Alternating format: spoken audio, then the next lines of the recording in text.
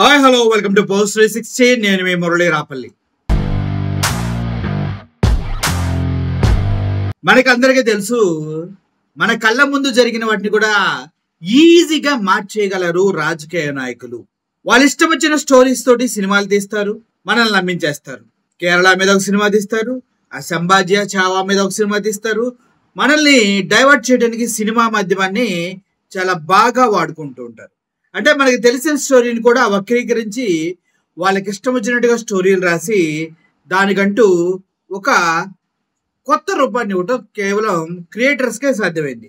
అదేవిధంగా చూసుకున్నట్లయితే థర్డేల్ అనే ఒక మూవీ తెలుగులో రిలీజ్ అయ్యి జగన్మోహన్ రెడ్డి గారు పాకిస్తాన్ నుంచి తీసుకొచ్చిన ఖైదీల భవిష్యత్తునే మార్చేసినటువంటి సినిమా అది.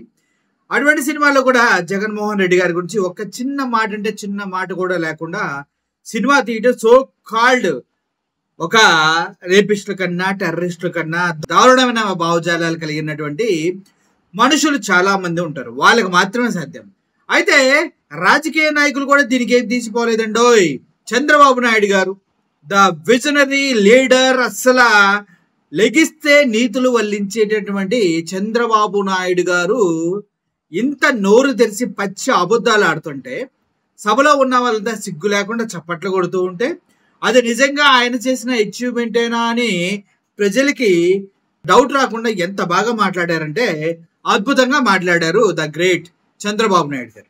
అంటే ఈ విషయం నేను ఇప్పుడు ఎందుకు చెప్తున్నా అంటే తిమ్మిని బొమ్మిని చేయడం సినిమా వాళ్ళకే కాదు, రాజకీయ నాయకులు కూడా బాగోవచ్చు. అది కూడా మన కళ్ళ ముందు జరిగినటువంటి 2000 సంవత్సరం తర్వాత పుట్టిన ప్రతి ఒక్కరికి తెలిసినటువంటి నిజాన్ని కూడా ఈజీగా అబద్ధం చేసి తన అకౌంట్ లో వేసుకోగలిగినటువంటి శక్తి సామర్థ్యాలు కేవలం చంద్రబాబు నాయుడు గారికే ఉన్నాయి. అది కూడా కొద్ది కూడా సిగ్గు ఆలోచన లేకుండా. నెల్లూరు జిల్లాకి పొట్టి శ్రీరాములు నెల్లూరు జిల్లాగా పేరు మార్చింది ఎవరు? చంద్రబాబు నాయుడు గారా? కానీ చంద్రబాబు నాయుడు గారు ఎంత కాన్ఫిడెంట్ గా చెప్తున్నారు, నెల్లూరు జిల్లాకి ఒక పొట్టి శ్రీరాములు జిల్లాగా మార్చింది నేనే అని చెప్పుకుంటూ ఉన్నారు. మొట్టమొదటిసారిగా మీరు చూస్తే పొట్టి శ్రీరాములు గారి పేరుతో ఒక జిల్లా పెట్టింది నేనే పెట్టాను. పొట్టి శ్రీరాములు నెల్లూరు జిల్లా పెట్టాను. అవునా? నిజమా? పొట్టి శ్రీరాములు గారి పేరుతో ఒక జిల్లా పెట్టింది నేనే పెట్టాను. పొట్టి శ్రీరాములు నెల్లూరు జిల్లా పెట్టాను. ఈ ప్రొడ్యూసర్ ని డైరెక్టర్ ని మోసం చేసిన నన్ను కూడా మోసం చేద్దాం అనుకుంటున్నావు ఏంట్రా? నేనేం చేశాను సార్? కంగారు ఎందురా, చెప్తాను కదా. దీని ఒరిజినల్ బాండ్రా.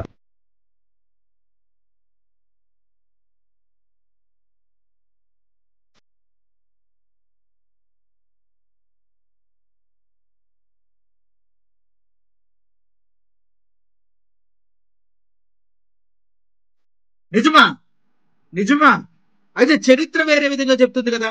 2008లో వైఎస్ రాజశేఖర రెడ్డి గారి హయాంలో పొట్టి శ్రీరాములు జిల్లాగా పేరు మార్చినట్టుగా చరిత్ర చెప్తుంది. ఇక్కడ చరిత్రహీనంగా చంద్రబాబు నాయుడు గారు ఏంటి ఆయన మార్చాయని చెప్తున్నాడు.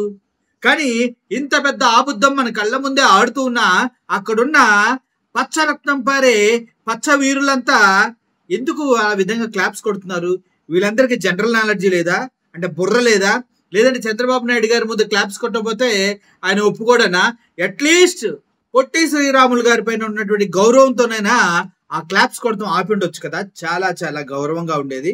ఎవడో కక్కిరి కుడిని ఆశగా తింటాం ఎంతవరకు సమంజసమో నాకు అర్థం కాదు. కానీ ఇలా వైఎస్ రాజశేఖర రెడ్డి గారు మన కళ్ళ ముందు 2008 జూన్ 4వ తారీఖున పొట్టి శ్రీరాములు జిల్లాగా నెల్లూరుని మార్చారు. ఇప్పుడు వచ్చి ఆయన నేనే మార్చాను, దానికి కారణం నేనే అని చెప్పుకోవడంలో 74 సంవత్సరాల వయసు ఉన్నటువంటి ఒక వృద్ధ ముఖ్యమంత్రి ఈ విధంగా అబద్ధాలు ఆడుతుంటే పక్కనే చేరిన 25 నుంచి 45 సంవత్సరాలు కలిగినటువంటి యువకులు సిగ్గు లేకుండా చప్పట్లు కొడుతున్నారంటే మీరు మనుషుల పుట్టుకు పుట్టారా, ఇంకేమన్నా పుట్టుకు పుట్టారా? ఒకసారి మిమ్మల్ని మీరు పరిశీలించుకోండి.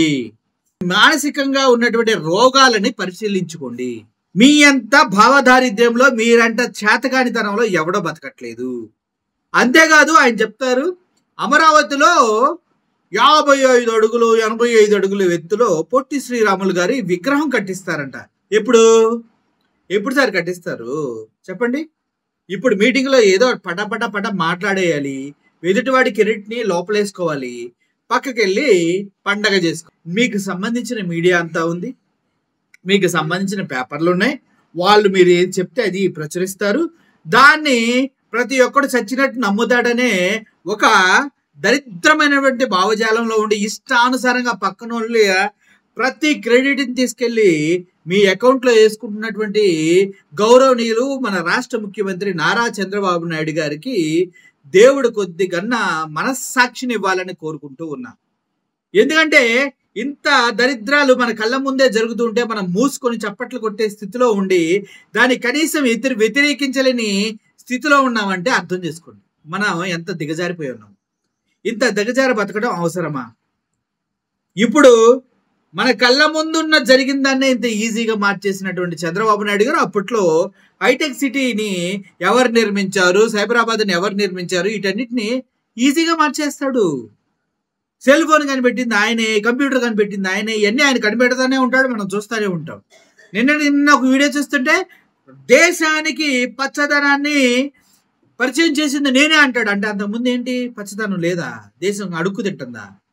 మరీ ప్రజల్ని ఎర్రి పువ్వులు చేయడంలో నెంబర్ 1 ఎవరైనా ఉన్నారంటే ద గ్రేట్ చంద్రబాబు నాయుడు గారే అని సభాముఖంగా తెలియజేయడానికి ఏ ఒక్కరు కూడా సంశయించవలసిన అవసరం లేదు. ఎందుకంటే ఇది మన కళ్ళ ముందు జరిగిన పొట్టి శ్రీరాములు నెల్లూరు జిల్లానే ఆయన అకౌంట్లో వేసుకున్నటువంటి చీప్ మైండ్ సెట్ ఉన్నటువంటి వ్యక్తిగా చంద్రబాబు నాయుడు గారు చరిత్రలో మిగిలిపోతున్నారంటంలో ఎటువంటి సందేహం లేదు.